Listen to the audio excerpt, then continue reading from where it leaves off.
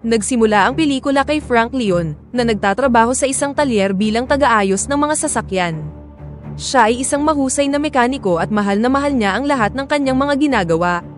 Kalaunan, binisita siya ng isang babae na hiniling sa kanya na ayusin ang kanyang sasakyan, at sinimulan siya nitong akitin. Lumalabas na siya ang kasintahan ni Frank na si Melissa, at ginugol nila ang ilang oras na magkasama. Sa sumunod na eksena, makikita natin si Frank na naglalaro ng football kasama ang ilang mga bata sa neighborhood, habang masaya siyang pinapanood ni Melissa. Pagkatapos ay nilapitan niya ito at hinalikan siya. Kalaunan, ibinaba siya ni Melissa sa Norwood Prison, kung saan si Frank ay isang bilanggo. Dahil sa kanyang modelong pag-uugali, pinahintulutan si Frank na madalas na umalis mula sa low-security prison. Ilang taon na ang nakalilipas, dahil sa pagkakakulong para sa isang maliit na krimen, tumakas si Frank sa bilangguan upang makita ang kanyang naghihingalong mentor. Ginawa niya ito dahil hindi siya pinahintulutang lumabas ng kahit na isang oras para makita siya, at dahil dito, gumawa siya ng isang matinding hakbang. Iniulat niya sa press ang kalupitang ito at pati na rin ang masamang pagtrato ng kulungan sa mga preso. Ngunit dahil sa kanyang mabuting pag-uugali at sa kwento ng press, inilipat si Frank sa Norwood. Habang naglalakad si Frank sa loob, makikita natin na meron siyang mabuting pakikitungo sa lahat ng mga gwardya at mga preso. Lahat ng nandoon ay minamahal siya, at si Frank ay merong positibong disposisyon. Gayunpaman, nang gabing yun, ang mga bagay ay nagsimulang magbago para kay Frank, na malapit nang matapos ang kanyang sentensya sa loob ng 6 na buwan. Ang bilangguan ay pinasok ng ibang grupo ng mga gwardya, na lubhang agresibo, at lahat sila ay pumasok sa selda ni Frank. Doon, sapilitan nila siyang nilagyan ng handcuff at kinaladkad palabas.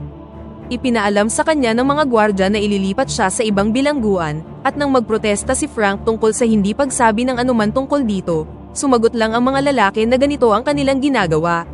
Nalilito at walang laban sa harap ng gayong grupo ng mga gwardya, si Frank ay ipinasok sa isang van at dinala sa isang high-security prison na tinatawag na Gateway. Ito ay pinamamahalaan ni Warden Drumgoole, na binati si Frank habang ipinapasok siya. Drumgoole, welcome to Gateway, Leone. Nagulat si Frank nang makita ang lalaki, at naiintindihan niya kung bakit siya dinala dito.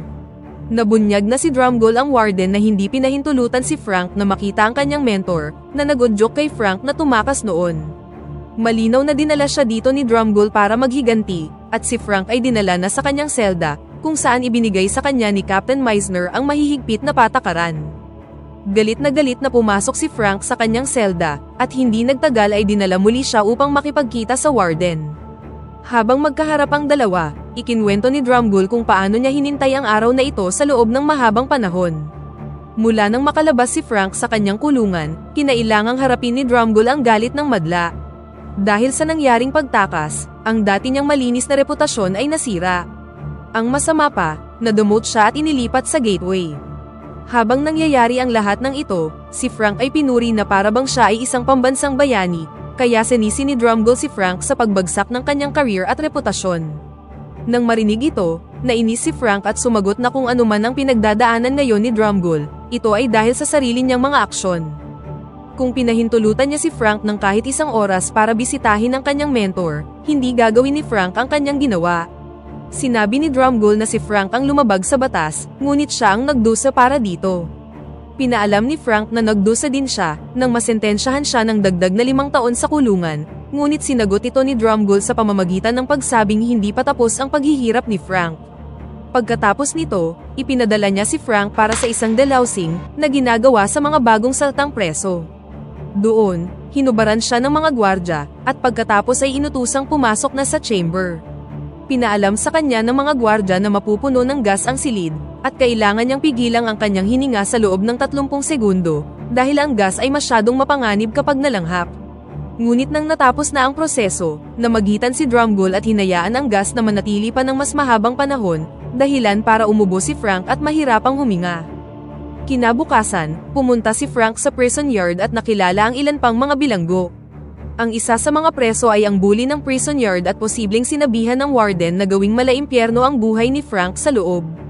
Sinubukan niyang galitin si Frank sa pamamagitan ng paglalabas ng pocket knife, ngunit nakita ito ni Captain Meisner at inutos sa lalaki na ibigay ang kutsilyo. Nang hindi ito nahanap ni Meisner kahit nakapkapan na niya ang bully, lumingon siya kay Frank at tinanong siya tungkol dito. Gayunpaman, ayaw ni Frank na pumasok sa ganitong gulo at sinabing hindi siya interesado. Kalaunan, habang naglilinis si Frank ng sahig, nilapitan siya ni Dallas, isang preso na kasama dati ni Frank sa dati niyang kulungan. Nais niyang tulungan siya ni Frank na makatakas sa Gateway Prison dahil naniniwala siyang kayang-kaya ito ni Frank. Gayunpaman, hindi interesado si Frank at tinanggihan siya. Pagkatapos ay dinala siya ni Dallas upang makita si Eclipse sa garahe dahil alam niyang si Frank ay isang mahusay na mekaniko at nangakong hahanapan siya ng trabaho.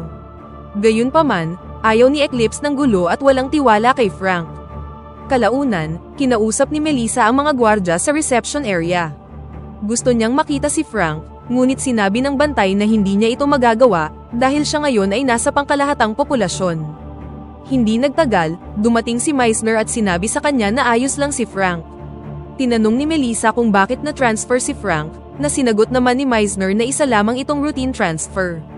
Sa sumunod na eksena, makikita si Frank na naglilinis ng isang piraso ng makinarya nang muli siyang mahanap ni Dallas. Nakahanap si Dallas ng ilang mga blueprint at may planong tumakas. Sinabi niya kay Frank na merong isang tubo na maaari nilang pasukan para makatakas, at pagkatapos nito ay aakyat sila sa isang maliit na tubo upang makapunta sa bubong.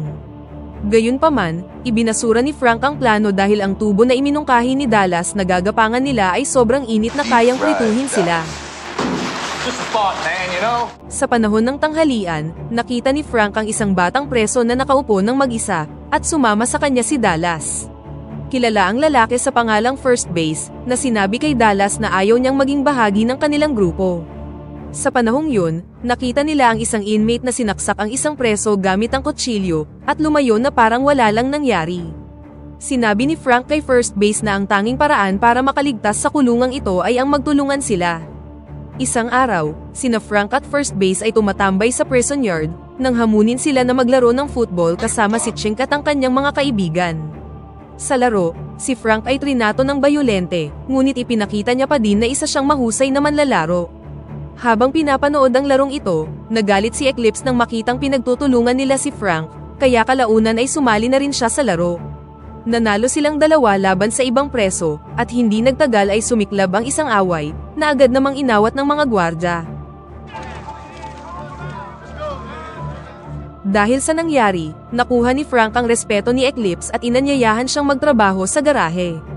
Sa sumunod na eksena, nang magpakita si Frank sa garahe, inilibot siya ni Eclipse sa paligid at nakatagpo sila ng isang lumang Ford Mustang. Isa itong luma at magandang kotse, at nag-alok si Frank na ayusin ito. Nagsumikap siya ng husto sa pag-aayos ng sasakyan, ipinakita ang kanyang mga kasanayan at determinasyon, at kalaunan ay sinamahan na rin ng kanyang mga bagong kaibigan na sina Dallas, First Base at Eclipse. Sama-sama nilang inayos ang sasakyan at binigyan ito ng sariwang coat ng pulang pintura. Nang matapos ang trabaho, ipinagdiwang nila ang kanilang tagumpay. Kalaunan, sina First Base at Frank ay nakatambay sa sasakyan, nang turuan siya ni Frank na mag-drive, at hinayaan siyang magmaneho sa paligid ng garahe.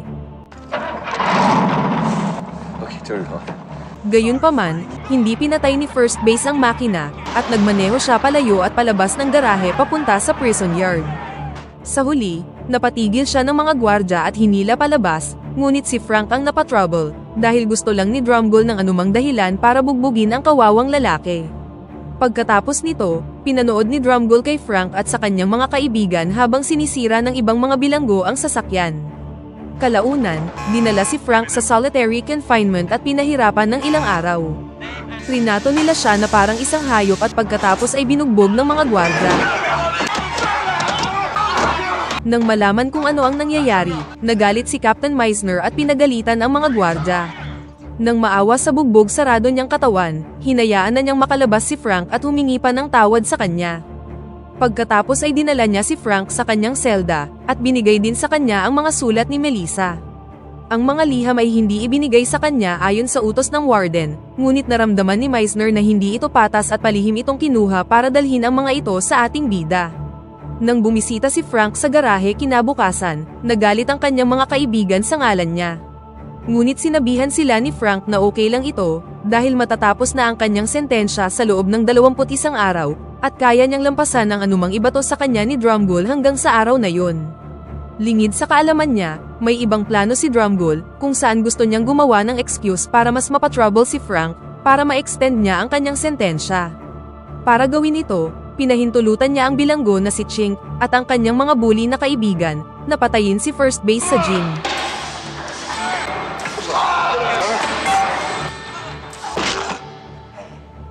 Kinalaban at tinalo ni Frank si Chink. Ngunit hinayaan niyang mabuhay siya dahil alam niyang yun talaga ang gustong mangyari ni Drumgold. Si Drumgold, na pinapanood ang kaguluhan, ay nagalit nang hindi pinatay ni Frank si Chink at nasira ang kanyang plano. Nang makakuha ng pagkakataon, sinaksak ng isa sa mga tauhan ni Chink si Frank gamit ang isang improvised na patalim. Kinabukasan, habang nagpapagaling si Frank sa infirmary, pinayagan si Melissa na bisitahin siya. Binigyan siya ni Drumgold ng 30 minuto para makasama si Frank, ngunit makalipas lang ang ilang minuto, ilang gwardiya ang pumasok para ihatid siya palabas. The warden said half an hour. Keep your mouth shut. Hey, I'm leaving. Kalaunan ng araw na yun, binisita si Frank ng isang preso. Sinabi niya kay Frank na makakalaya na siya sa susunod na araw, at ang unang bagay na gagawin niya pagkalabas ay ang gahasain ang kasintahan niyang si Melissa. Para ipakitang hindi siya nagbibiro, ipinakita niya ang larawan ni Melissa, na nagtulak kay Frank na magwala sa galit.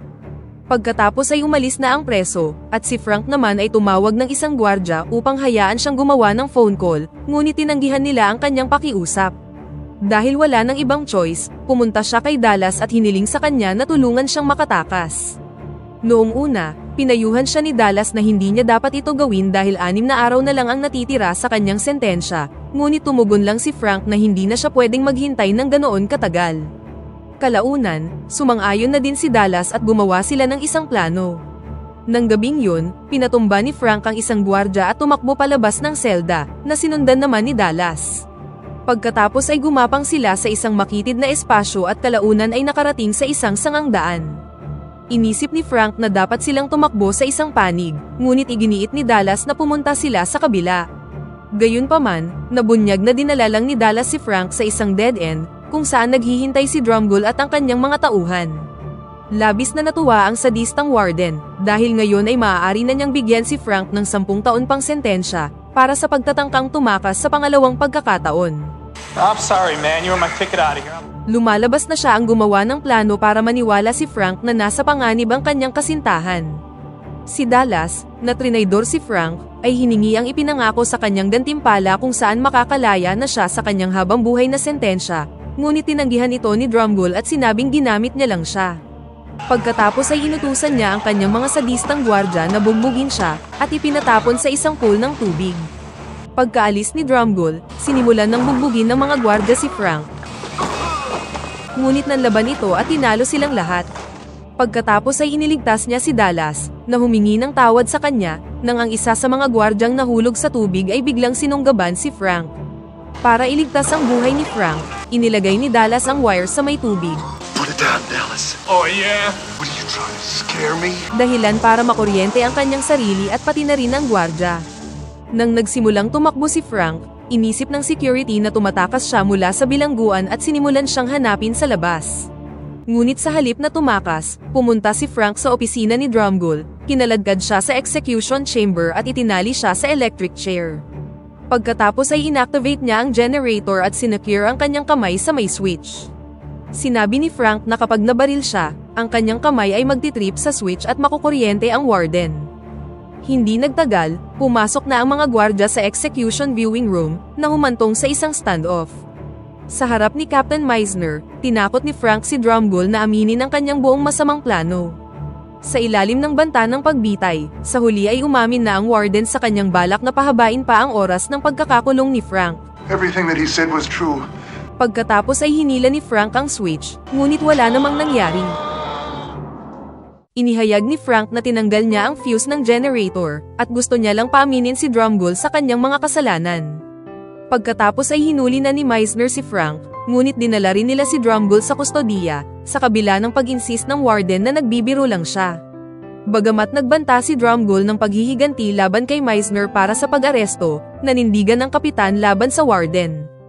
Isang judicial inquiry ang ginawa tungkol sa tiwaling pag-uugali ni Drumgold, at si Frank naman ay pinagsilbihan na lang ang araw na kinakailangan sa kanya. Makalipas ang ilang linggo, nakalabas na si Frank sa bilangguan at nakipagkita kay Eclipse sa huling pagkakataon, na bilang regalo ay nagbigay sa kanya ng tabako. Ilang sandali pa ay sinamahan na siya ni Meisner palabas, habang si Frank naman ay nagbiro na mamimiss niya ang ngiti ng kapitan. Nakipagkamay si Meisner sa kanya, at pagkatapos ay pinalaya na si Frank sa Gateway Prison para yakapin si Melissa na naghihintay na sa kanya, at dito na nagtatapos ang pelikula. Pakipindot naman ang like button kung nagustuhan mo ang pelikula, at kung hindi naman, pindutin mo ng 2 beses ang dislike button para lang makasiguro.